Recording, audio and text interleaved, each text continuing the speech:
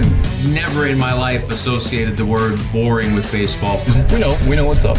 Me? Yeah. Famous? Yeah. And I'm like giddy over there smiling like, we're about to win this shit. Did everyone give you crap? Give me a good host story. I'm not picking it up. We both love the game. We talk about it every day. Getting on baseball. Having some popcorn, you're fooling around your phone. I'd have to wait in line for 3 hours. Hang on, because it's about to be a wild ride. And welcome to another edition of West Coast Bias, presented by Baseball Isn't Boring. As always, our show is powered by our friends over at Wasabi Cloud Solutions. If you need cloud stuff, just like we're going to save this podcast on the cloud, holler at our friends at Wasabi. They're a great partner of ours, and they have great products, so check them all out. It's opening day. Well, by the time this drops, it'll be opening day, not when we're recording this. Because if we were recording this during opening day, I think we should all be fired. But I am joined by a heavy hitter. She writes for Newsday. She hosts a podcast called First Time Listener, Long Time Caller.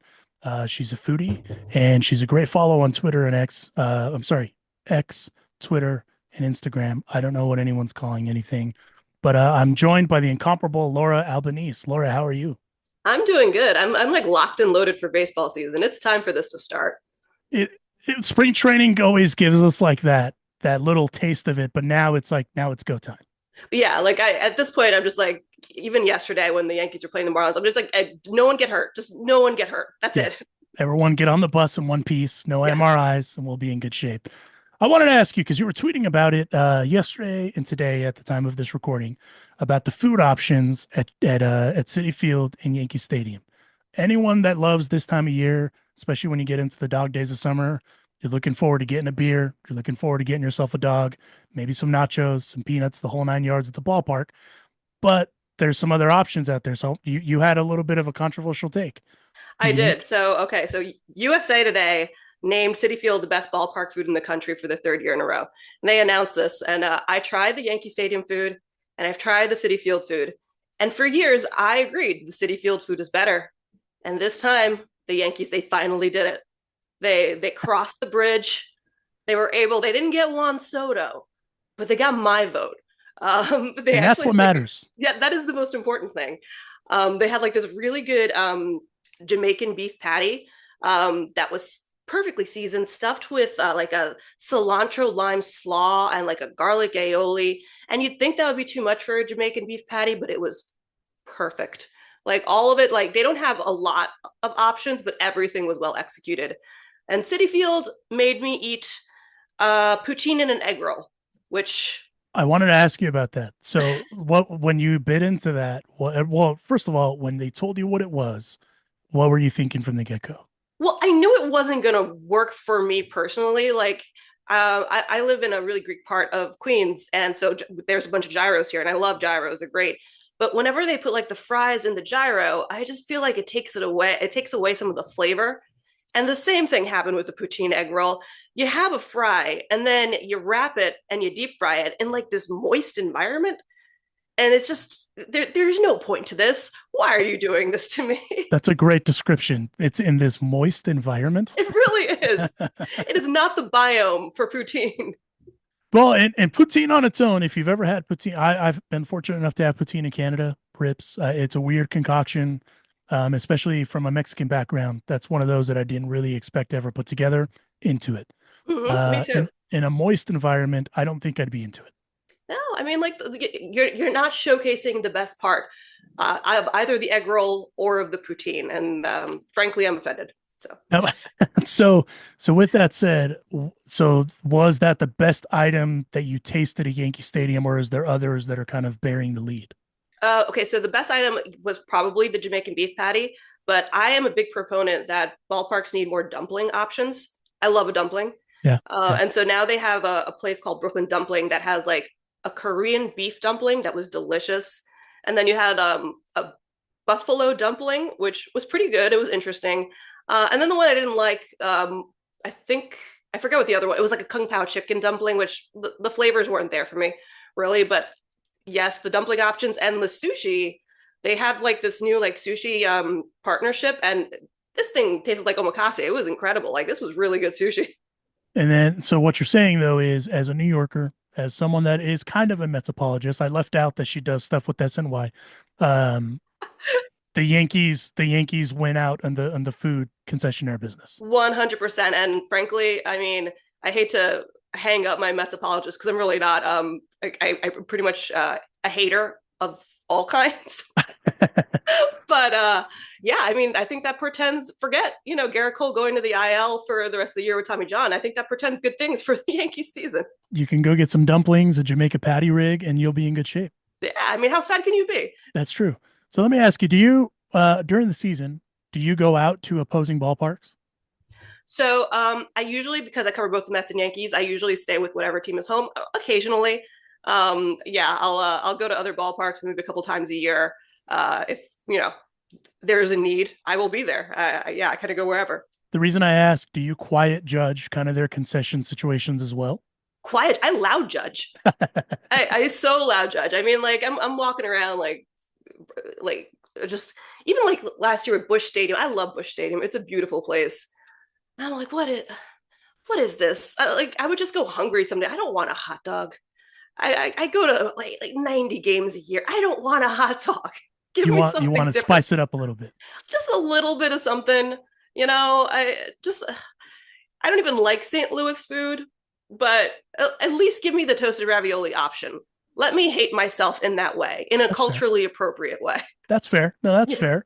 So out of kind of everywhere that you've been in the last couple of years, outside of Queens and the Bronx, where would you kind of say has solid kind of stadium food? Like what's kind of your, I don't want to say Mount Rushmore, but kind of your top 5, I guess. I guess it's kind of hard to remember. I like Petco Park a lot. I don't remember what I had. It's all like a fever dream. But that food is pretty good. Phillies have decent food. What MLB used to do, which I wish they would bring back, in New York City, they would do the MLB Food Fest. Oh yeah. And every park would like have its best stuff. And that is how I tried. I guess it was bull testicles because one of the parks sells that. What do they call? I don't even know what it's like, cowboy something. And then I also tried. I think the Mariners have this. They have like I think they were grasshoppers or crickets or something. I believe you are correct. Were they the chocolate covered ones? This had like a sort of nacho cheese situation. That's right. Like That's flavoring right. packet. That's right. I would recommend neither of these things, but did I try them? Yes. Well, yeah. When in Rome, you have to, right? Like you have to. I'm like, it's there for the offering. Yeah, I'm like, that's the last time I need to do that. Even if you oppose the moist environment that it's in, you have to try it. Agreed. I knew I wasn't going to like that poutine, but I do it for the reader. I did like that you put that on Twitter. I forgot what you tweeted. It was something to the effect of poutine does not belong in an egg roll, if I'm not mistaken. It doesn't need to happen. Like, I understand the gimmick part of ballpark food. Like, the White Sox starting rotation is just their milkshakes at this point. Yeah. But sometimes you can still do gimmicky and have it be really good. No, it's true.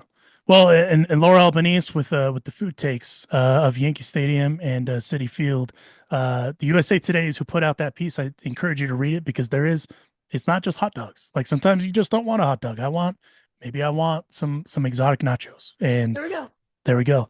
Laura, I wanted to ask you, getting back to the thing, baseball isn't boring, and that's the premise of this entire platform. It wasn't boring in New York this offseason. There's the Juan Soto sweepstakes. Garrett Cole goes down with Tommy John. They're still kind of, now the rosters are set. But the kind of the vibe I've gathered is, again, this is a West Coast centric show. The vibe is the Dodgers are going to come out of the NL and they're going to play someone from that general area, right? Right. The general consensus I still get from people is the Yankees. Do we still think that the Yankees are that World Series contender, even with kind of everything that's gone down this offseason? It's going to be so much harder. Garrett Cole obviously is a huge loss. You don't lose an ace like that and be like, okay, we're just going to bounce back. That being said, signing Max Fried to an 8-year contract. I mean, you have Max Fried hasn't had like an ERA over something like 3.5 and like 3 or 4 of the last like 6 years or something like that. He is a consistently good pitcher. He's a left-hander at the top of the rotation. He's someone who can really anchor you. This is a sort of situation where I feel like if they can just tread water for a little bit, Luis Gil comes back, maybe Giancarlo Stanton comes back. I think that's a huge loss. It's funny. Stanton gets so much flack in New York. He'll have like a bad April, and he'll be booed within the first week. And like every year, especially when the playoffs comes around, and he just decides to go beast mode.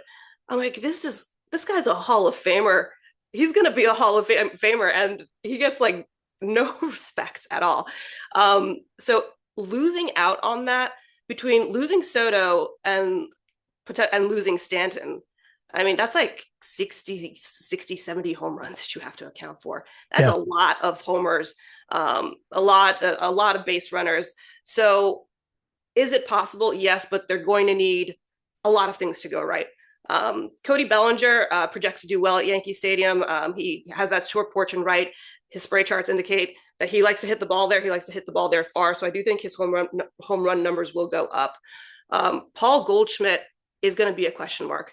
The man is 37 years old. The first half of last year looked like he was on his way out of baseball. Kind of like that cliff that power hitting first baseman sometimes can fall off of. Second half, his back was hurt. All right. So now he's the Paul Goldschmidt almost of old. So you're not really looking for the MVP caliber of a few years ago, but you do need production out of first base. And then you have the question mark of Jason Dominguez. This is a guy who hasn't played a full major league season. The Martian, 5-tool player. Can he replicate what he did in the minor leagues? We don't know. Jazz Chisholm is a great player. Anthony Volpe had his struggles last year. So I think this lineup has depth, but it is a question of, first, everything goes through Aaron Judge, so he can't really get hurt, obviously. But there were times where he went through kind of these little swoons last year, and the Yankees struggled. And then the pieces around him need to protect him. Cody Bellinger is protection in that lineup, but he's not going to be Juan Soto. It's just not the case. And then after that, the rotation has to hold up. You're talking about your number 3 starter being Marcus Stroman. This is a guy who looked good in the first half, which I do think is the real Marcus Stroman, and then imploded in the second half to the point where they had to put him in the bullpen. And then he was, kind of talked about being traded only a few months ago. And you'd be like, hey, Carlos Carrasco, come on down. You're in this rotation now. I will say the Cookie Carrasco story, that's a great story. It's a great story. That's one of those how can you hate baseball type of stories too, right? But when as a whole though, I did not expect the season to start with Cookie Carrasco's in the Yankees rotation. Yep. And that's just kind of tells you how, I'm not going to sit here and say how the mighty have fallen. You're dealing with what, kind of the situation as it comes. The Yankees bullpen is still solid. Like as when you look at it kind of top to bottom, they have Tim Hill. I think Max Fried kind of falls in the Blake Snell spectrum of signings. And what I mean by that is low key, quiet, not a loud signing per se, even with the dollar amounts and the years. Because with Blake, you almost kind of forgot that Blake signed with the Dodgers, and just kind of around everything that's there, right? And I do think I was asked this the other day. I didn't say it on the show just because it was in a text, but someone asked me, who is someone that you're kind of looking at to have, kind of an insane, outlandish year? I think Cody Bellinger may be a prime candidate for that because that ballpark fits him just so well. To a T. And he's wanted to be a Yankee. It feels like every year I was hearing Cody Bellinger somehow is going to end up on the Yankees. And it finally happened, guys. Yeah. He finally lived his dream of going to the Yankees. And I hope nothing for the best for Baby Belly, because that's one of those where it's a cool story too. His dad played there, the whole 9 yards. Like it's a great full circle moment for that family. But Cody was kind of on a tear in Chicago last year and bouncing into I think this is kind of the ideal situation for him, because all the pressure isn't going to be on him. It's going to be on Judge. And that's just kind of what you want. The Goldschmidt thing, I resent what you said though, because I'm a year older than him. And so I don't know how I feel about that. My back would like a word, but I agree with you. The Goldschmidt thing is interesting because you have an idea of what you're going to get, but you don't fully know what's going to happen. And that's a big shoe to fill. It is a really big shoe to fill. I mean, but if they can just get a little bit of what they saw from, or if they can get second half Paul Goldschmidt, they're going to be happy with it. If you look at the production out of first base, you had Anthony Rizzo, but he was constantly getting hurt. LeMahieu played there for a little. It just the position has not produced, and that's a position where you need production. I remember there was a time when a Garrett Cole went down, or a type of player. a trade would happen immediately with the Yankees. Right. That it obviously didn't happen. I mean, there's rumblings out there that Sandy Alcantara might be made available at some point. I mean, who knows? Given that that's kind of where this Yankees organization currently is, I assume it's fair to assume they're not going to make a move to fill that void, correct?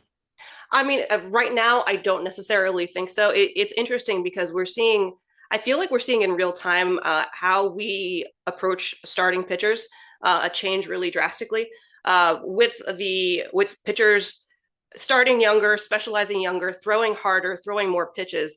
You're seeing these starting pitchers, even guys as durable as Garrett Cole, they're getting injured.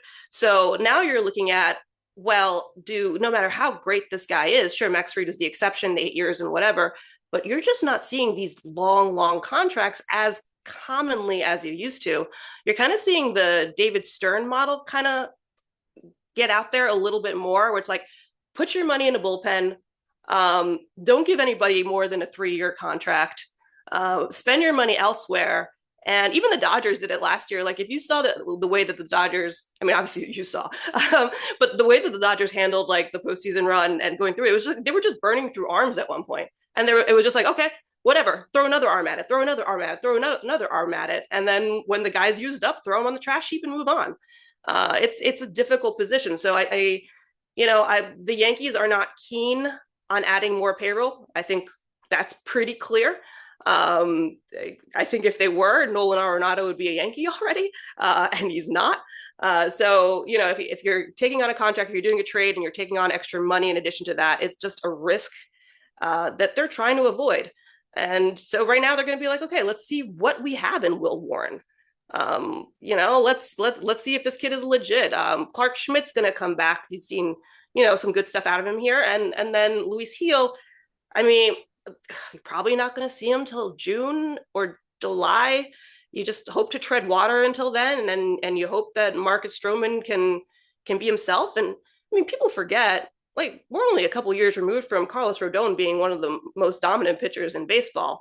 He had a little bit of a bounce back year last year, not a lot. But if he could continue that trend, I know a little bit of his fastball velocity is down, but that's hard to tell with spring training, like how that's going to shake out. If he could be the Carlos Rodon of all olds, then the Yankees become dangerous. They become genuinely dangerous. I feel like Carlos Rodon, the second he shaved, he lost all the juju. And so, like, now he doesn't have to anymore. No, now that he can go back with what's the wording? Well-maintained facial hair? Yeah, well-groomed, well-maintained, or whatever. Although I was shocked. I heard, I think it was on somebody reported on Twitter that only like 10 or even fewer, like 9 of the Yankees actually grew beards. Oh. And so I was like, okay, so they didn't all just go out and like become Grizzly Adams. So that's interesting. Just right out the gate. Yeah. Well, and let me ask you then.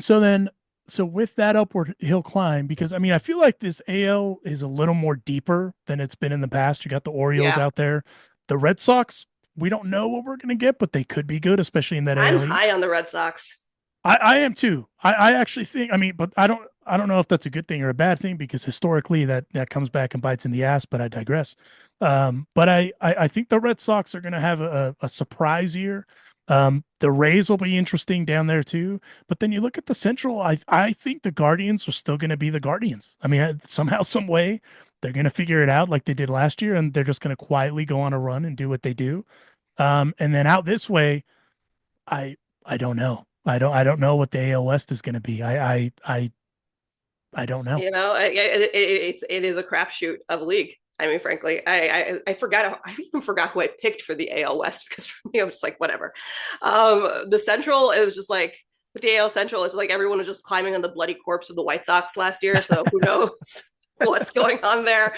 And then you have the NL Central, which is just like, maybe the Brewers are good, maybe the Cubs are good. Does it matter? Probably not. And also, what are the Cardinals doing? What? That's all that is.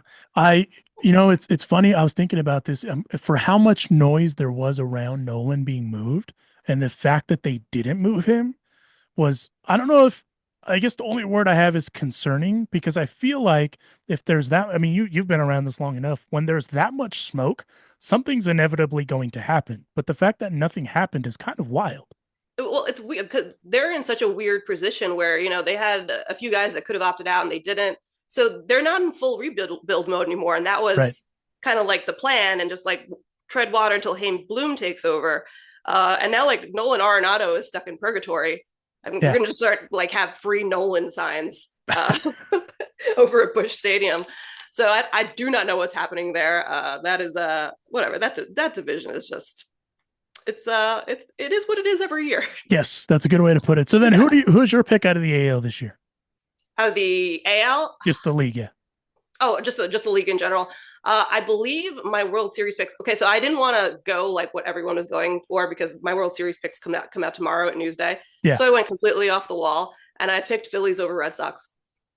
Okay, that's not a bad pick, honestly. I know it's going to be the Dodgers, but I know everyone is going to pick the Dodgers. So I was like, all right, let's kind of switch things up a little bit here. To play devil's advocate, how angry are people going to be for the two teams that you cover that you didn't pick either of them? Oh, they always are. But like you can't win regardless. I mean, it's either like, oh, you jinxed them. I'm like, that's not a thing. And like the Mets, for as great as the top of their lineup, they're probably not the best team even in their division. That's true.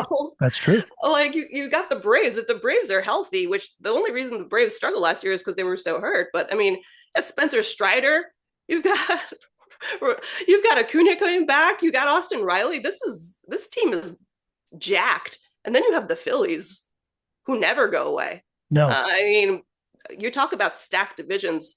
I was talking to somebody who was like, I had John Heyman on my podcast, and he was like, I was going through the first, like the best 7 teams in baseball, and they're all from the National League. And I was like, ooh, well, and to your point with the Braves, not only are they loaded, but they're quietly loaded too. Yes. Like they have dudes that you're just like, well, Ozzie Albies is the guy there, right? But then you forget, Nick Allen. Nick Allen's a dude. That dude can ball, right? Sometimes I quietly forget that Matt Olson is a longtime Brave now. Yes.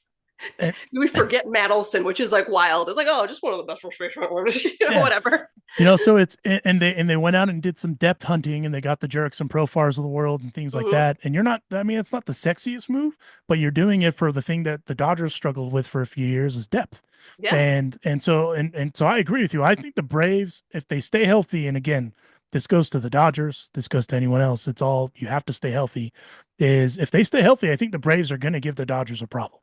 I think so too. I mean, that's the name of the game at this point, is just depth. That's really what's going to win you games, because you can have the most talented roster in the world, but if they can't stay, that's my only, when I talk about the Dodgers not being an absolute shoo-in to win the World Series, which is a ridiculous thing because no one is a shoo-in to win anything at 162 games. Right. I look at, well, okay, they managed to do it, but Mookie Betts got hurt. Freddie Freeman got hurt. If like that stuff starts piling on, these guys are older. They're in their 30s. Yeah. That's when, bodies start breaking down a little bit more. So if that does happen, suddenly this like Uber team becomes mortal. And that's baseball, Susan. I mean, that's the nature of the game. I want to ask you, why are you so high on the Red Sox? Because I feel like they didn't get. I feel like they had a quietly solid spring, but at the same time, they're not kind of getting the, I don't know if respect is the right word, but the kind of the right attention, if you will, to that team. I like the addition of Bregman Devers. That's going to be, I think, a solid lineup, and like I like their rotation. I think we're going to get kind of the Walker Buehler that we saw. Garrett Crochet, that's going to be great. I feel like the teams in the AL East are pretty evenly matched. I do think the Orioles offense kind of like blows everybody out of the water, but not to say they're always going to fold in the playoffs, but so far. And I mean, there is that idea that once you get into the playoffs, you really want the top of the rotation to be really strong. So that's where when you have this many teams making it, all you got to do is get in and then pitch your heart out. And I think you have a really good shot, which is why I'm high on the Red Sox. Well, it's like in 2019, right? The Nationals get in, they play the mighty Dodgers. The Dodgers, I think, won 106 games or something like that, 104. Right. And they just get smoked by the Nationals, right? And just playing on a dream. And sometimes that's all it is. Sometimes it's just getting in at the right time and getting hot at the right time. I mean, we saw that with the Diamondbacks 2 years ago. No one expected them to go as far as they did. That's one of the reasons I kind of like the expanded playoffs a little bit more. It keeps things interesting for longer. it makes the trade deadline absolutely bonkers, which is great because everyone's like, am I a buyer? Am I a seller? Like, what is this existential crisis that I'm going through? All right, let's see what happens. I mean, look at the Tigers last year. And then you get there. And while, yes, the Dodgers looked unbeatable, the fact of the matter is the Padres could have beat them. Like that wasn't a slam dunk. And that's what can happen. And I just think it makes baseball fun. Laura Albanese joining me for a few more minutes here. She is a writer for Newsday, and I wanted to ask you. So opening day is tomorrow. So by the time this drops, it'll be opening day. Where is Laura Albanese spending her opening day? At Yankee Stadium. Now, yep. Do you partake in any of the opening day kind of traditions, or do you just go do the gig? It's like I can't. Like I've worked every opening day, probably. I don't even know for how long. Somebody asked me like what my opening day traditions were a couple days ago, and I'm like, I don't remember.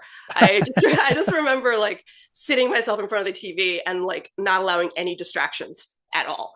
And like I would have like maybe snacks and all my like baseball paraphernalia, and I would just kind of like stay there, like be holding my glove as if I was going to get called to like out of the bullpen. I don't know what was going on. I was a kid. But yeah, no, I get to the stadium bright and early, do all the press conferences, talk to the players, watch some BP, take a picture of a giant American flag like everyone does every single year, and then hopefully get a Jamaican beef patty. So it's actually not a bad idea. Candidly, that's if you made it to the concourse and you got the Jamaican beef patty, I don't think anyone would be mad at you. No, I mean that's a good day's work. It is. No, it is. So I feel like baseball as a whole in this country, I don't want to say it's like taking a full step back, but I feel like opening day, like in Cincinnati, rad. New York City, rad. LA, rad. Opening day is still kind of like that as Jim Nantz would say, right? The tradition unlike any other. And then it just kind of grinds until we get to September. What do we need to do to kind of get eyes kind of back onto the product so it isn't boring per se, as some people, I guess, proclaim it to be? I mean, I feel like that's kind of a difficult question, but I mean, continue to market personalities. I think one of the things that, when people talk about baseball not being popular, they usually mean they're not popular with some of the younger generation. And what gets kids interested in things? Well, it's guys who are fun, guys who are expressive, guys who are not afraid to have style and to say something a little bit different or have personality. And I do think that helps a lot. Making it more accessible. Like one of the things I do like that the Mets are doing is like they have like $5 Tuesdays where concessions are like $5 and tickets are $10 or something like that. If you're not into baseball, you can go to a game and get into baseball. I think it's harder to turn it on TV and just be like, okay, well, we're on hour 3 and, we're on our 17th pitching change or whatever it is. But then when you go to the stadium and you get to have that sense of community and that sense of absolute agony, when you realize that there's like 90 more games in the season and your team's already toast, but at least you can all be sad together. I feel like that's a really formative experience. We can all be sad together in a union, and it makes everything so much better. Sad hot dogs. Yes.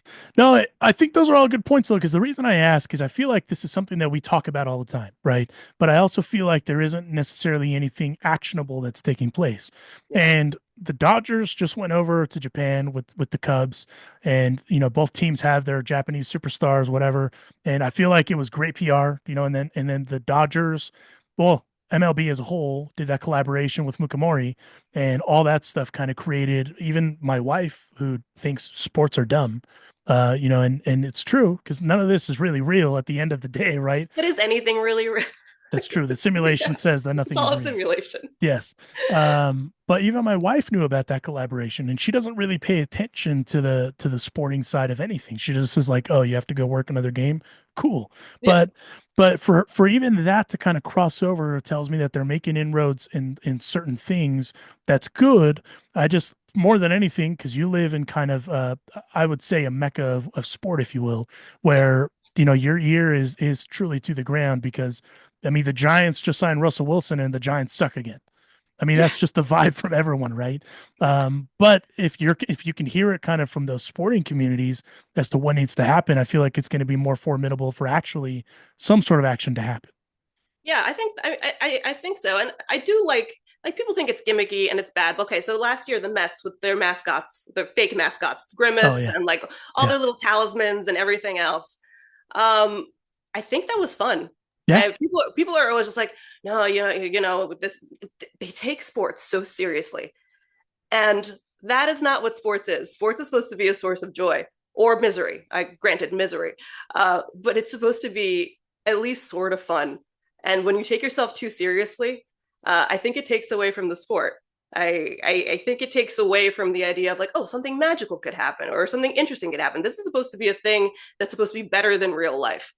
So let people have that. Don't always be like, oh, God, a bat flip. How dare you? Like, come on, guys. There is a lot of thieves of joy out there. That is You true. really are. And for me, it's a bummer because listen, I was a pitcher and I'm of the mantra too that if I throw a ball and a guy crushes it out of the park, if he flips the bat, I can't let him flip the bat. I mean, that's just what it comes down to. I shouldn't have thrown that Yeah. pitch where I did.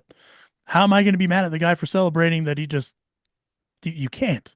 But there is guys that don't like that. And I get it. I get it. I But get it, you don't like it. Just throw a better pitch, man. exactly. But then if you say that, then you're the asshole, Laura. I know, right? So Just throw a better pitch. yeah. Like it's easy. And so for me, but I do agree with you. The Mets doing the grimace thing, the oh my god thing, the OMG thing with the song, even having those performances, that was fun. Like it wasn't boring. I haven't covered a season like that in a long time. And I doubt that, they'll be able to replicate it because that was very much like once in a lifetime sort of Yeah. situation. Yeah. But I do think encouraging things like that does kind of like bring in a newer fan base. Because I remember like they would have me do stories on like Grimace or whatever. And I would go around talking to fans and they'd be like, oh, actually, this is my first Mets game, and they're wearing a Grimace shirt. I'm like, all right, cool. Like, that's great. Come on over to the baseball bandwagon. There's plenty of room. Listen, join if you want to be a Yankee hater or a Met hater. It's fine. Yeah. It's fine. Oh, please. The more hating, the better. Because baseball is about failure and it's also about bitterness and fun. It's a dichotomy. It is. I wanted to ask you because you did say you're a bit of a hater. What is something baseball wise that you thoroughly enjoy hating on? Okay, so I used to thoroughly enjoy hitting on the universal DH. I always felt like I liked pitchers hitting. I know it's very controversial. You don't want to get hurt, whatever. What else do I hate in baseball? I think so. My fellow writers are going to get mad at me because it shortens the game, but the Manfred man on second base just feels a little league to me. Okay. I did kind of like a deep dive on it. I am willing to compromise and say you can do the Manfred ban after the 12th inning or at the 12th inning and beyond, because very few games go that far and no one wants to be there after that. So the ghost runner at second base, it's a scoring nightmare. I don't like it. It looks messy in my scorebook. I will be honest. If you began a motion to hate publicly to petition Major League Baseball to eliminate that, I would support that campaign because I agree with you. It's just like it just feels very little league to me. I don't know that like the idea that a game or like a team's entire like whether or not they make the playoffs is based on this kind of like pseudo fake rule. I mean, they're all fake rules, but still. Well, it's like in college baseball how they have that safety base now. The Yeah. other day, I forgot who was playing. The runner, instead of touching the actual first base, was on the pretend first base, and he got tagged up. And he's like, what the hell? I'm touching the base.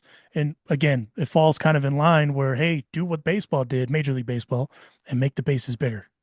Yeah. Like, I mean, it's not rocket science here. So I'm sure there's more fun stuff that I hate on, but like tomorrow's opening day. So I still have like that shred of optimism in my body, which will absolutely leave my soul within 2 weeks. And I'll just be like, look at this, look at this nonsense. So this is what I propose in a few weeks, not in 2 weeks, but in a few weeks, we reconvene. Okay. And then let's hear your list of grievances that you have. I was going to say, let's do the airing of grievances. Yes. Please. And the reason I want to hear what your grievances are is because there's always that guy, right? Oh, this is fucking stupid, whatever, blah, blah is happening. And then your list is going to be, well, I agree that it's stupid, but this is why it's happening, right? Like the perfect example, when the pitch clock started, everyone was like, oh, this is stupid, blah, blah, blah. We're not at the ballpark till 2 a.m. anymore, people. Oh man, if I could marry inanimate objects, I'd marry a pitch clock. It'd change my life. It makes your job exponentially easy. I mean, like, we're talking about like instead of getting home at 2 or 3 a.m. I'm getting home at like 1. I'm like, this is amazing. I have a day game the next day. I gotta be back at the ballpark at like 8:30, 9 o'clock. This is amazing. See, and that extra hour, just like with daylight savings, it matters. It does matter. It has given me a shred of work-life balance, and I will never be angry at the pitch clock. No, I agree with you. Okay, so then we'll book it in a few weeks. We'll chat about it later. We'll reconvene for the airing of grievances, and I'm actually really curious to see what your list of airing of grievances will be, because obviously the season hasn't started, but there's absolutely going to be a list because some shit's gonna happen. Absolutely, Major League hater reporting for duty. I will be there. Before I set you loose, I wanted to ask you for a bold prediction just on the baseball season. What is a bold prediction from Laura Albanese? I mean, I thought the Red Sox making it to the World Series is a pretty bold prediction. I would say that's ballsy, not bold though. Okay, bold. Shohei Ohtani will not win MVP. Wow. Which is an insane bold prediction. I was about to say then who? Okay, so then if you were to list, if you were to shorten it down to maybe 3 to 5 guys, who are the 3 to 5 guys that are going to take the MVP from Shohei? Oh, this is going to be. Let me think. Whew. Making you work overtime. I know. Okay, so I do think Juan Soto will be in the running, but I honestly think Francisco Lindor is going to have a better year. Okay. So I'm gonna cheat and look up the MVP odds. I don't care. No, that's why they're there for. Yeah, because I feel like there was someone I saw, and I'm like, perhaps. Let's see what we got here. If I'm not mistaken, I think. Let me pull up this one. I think I was looking at the one from it might have been CBS. I know that's not the most reputable. Somebody has Kyle Tucker. Yeah, I saw that one. Gunnar Henderson makes a lot of sense. Bobby Witt Jr. was another one that I kind of agree with. I mean, Bobby Witt Jr., if you look at the value that he provides, I was going through, I just joined like a very like low stakes fantasy baseball team that's based on B-War. Oh, okay. I'm like, man, Bobby Witt Jr. just blows everybody out of the water. He's one of those dudes that you kind of like, and I think it's a part of where he plays, right? If he played for even the Seattle Mariners, I think it'd be a different story, which, by the way, speaking of teams that don't know what the hell they're doing, shout out to the Seattle Mariners. At least they can pitch. Yeah, that's true. Ketel Marte. Let's go Ketel Marte. Ketel Marte's okay. Kyle Tucker, I see. Matt Snyder, shout out to Matt Snyder. Ellie De La Cruz would be fun. Ellie De La Cruz would be the other one I'd go with in the NL. I mean, obviously, it's the other dude. If he has a lights out year, we haven't seen in a while. Paul Skeens. That would be fun. It would. My only issue with Paul Skeens, it just feels like keep him healthy. Keep him healthy. Because it is very hard to stay healthy when you're that young and you're throwing that hard. Well, and the reason I say Paul now is because Paul came out and said, "Hey, we want to win. We want to have like the people come back. We want to win. I love that. I love that energy. I love it. Especially from a 23-year-old kid." Yeah, and he knows he's putting the target on his back. He doesn't care because he's that guy. Yes, which I am here for that, because that means that's a guy that understands kind of his position on the totem pole. Yeah, and he's cool with it, and I respect that, because as you know, with baseball players, us baseball players are weird, and a lot of them don't like the spotlight. They don't like any of that. Even some of the guys in your market, but then there is that one guy that's willing to kind of grasp the spotlight, so that way it's easier for the team. I really appreciate guys like that, and they do. They get a lot of flack, especially when they're that young. But you need them. You need the lightning rod. Yes, you need the guy who's going to stand in front of his locker and say something a little bit too cocky. But I mean, it's not cocky if it's true.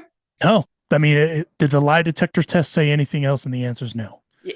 So I mean, hey, remember that's just well-earned confidence. That's all that is. Yes. And the very last question I'm going to leave you with, it hasn't happened as of yet, and it's what time is it right now? It is 7:35 Mountain, 9:35 your time. So as of the recording of this, one Vladimir Guerrero Jr. has not entered into an agreement with the Toronto Blue Jays. How much are the Mets going to offer him, and is that going to happen? I mean, I don't know how much the Mets are going to offer him. I do think they're very interested in it. I think a lineup with Vladdy and Juan Soto, and it's interesting. Like, Vladimir Guerrero Jr. does look like he wants to stay with the Blue Jays have the money. So I I don't don't get know what the holdout is. He did say he's not looking for Soto money, which good. That's good. But he is looking for, that level of year commitment. so it's more years than money is what I've gathered too. Yeah. Yeah. So I mean, like, if we're looking at, he is such a great talent. That is so many years for a first baseman. Do you think that's what it is with the Blue Jays, that they're solely looking at it as this dude is just a first baseman? I don't know. I don't know what the deal is. The Blue Jays flummox me. It looks like they're in on every big player, and then nobody wants to go there. And I just want to know why. What happened? So I said in previous episodes of this dumb show that I want to be in on the pitch meetings, no pun intended, with the Blue Jays to hear how they're able to get these guys to any of their spaces, but why they can't close it.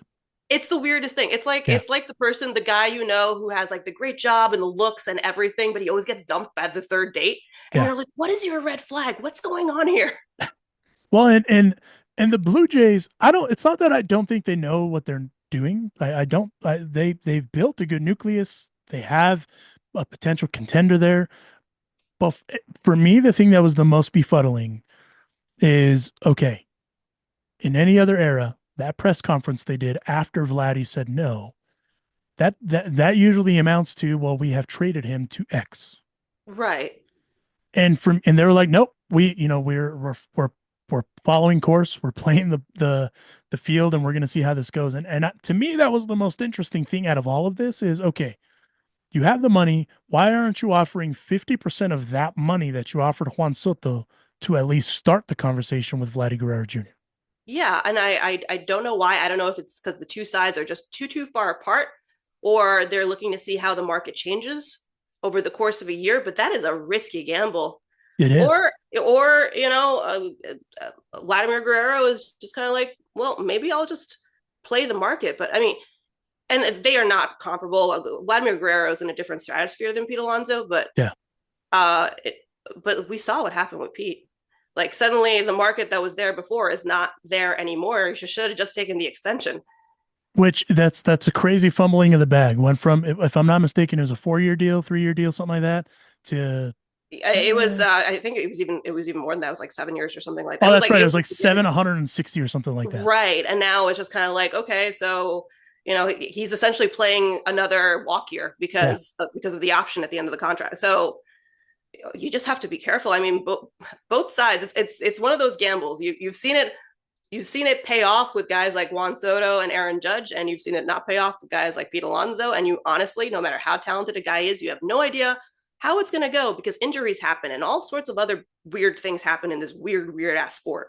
Well, and I would also argue that if they're using, this is just me speculating. I don't know anything. I'm just assuming because of the figures and whatnot. If they're using the Freddie Freeman deal as the comp, that's also unfair to Vladdy because, no disrespect to Freddie, right? Completely different dudes. No, completely different dudes, and like the youth and just the power. Like, this is a guy you could build a franchise around. You have built a franchise around. One day somebody's going to write a tell-all book, and we're going to be like, the Blue Jays did what? I want to be in those meetings to hear why they can't close this because none of it makes sense. None of it makes sense, which means that it's even weirder than we could possibly imagine. Because I remember, obviously we all know the Ohtani plane thing, which is still one of the greatest things ever. But for me, when I heard that they were in on Ohtani and Roki Sasaki, I was like, okay, so they're absolutely doing something right. Right. What is the thing that's wrong, though? I don't know. And then part of me was like, is everyone just aware the Blue Jays want to be chosen? And so they just use them to like drum up the price. Pick me. Yes. Like, are the Blue Jays the pick-me's of Major League Baseball? And if they are, that's incredibly sad. That's incredibly sad. Especially for that market. Toronto's a great sports city. If you've never been, I love Toronto. I encourage you to go. Great food. The poutine is not in a moist environment, but it is not in a moist environment. No. Laura, you're very generous with the time. I appreciate you making the time, especially for a West Coast show, just so we can kind of get a scope on what's going on the other side of the country. Because, this is what's going to happen. I'm going to be watching a game at 8 p.m. my time, which is 10 p.m. your time, and you're going to be essentially going to bed. Yes, hopefully. Or I'll be in a ballpark, but not too long because of the pitch clock. Yes, because of the pitch clock. Because of the pitch Where can the people find you if they want to follow you? You can find me at Albanese Laura on X. Laura writes stuff on Instagram, and you can look up my podcast, first time listener, long time caller, on either Apple Pods or Spotify. Huge shout out to Laura Albanese. I follow her. You should follow her too. She's a great follow. She will also give you hot takes on food, and they're worth it. So worth it. We'll reconvene in a few weeks to air some grievances, and we'll go from there. Sounds good. Thanks for having me. Laura.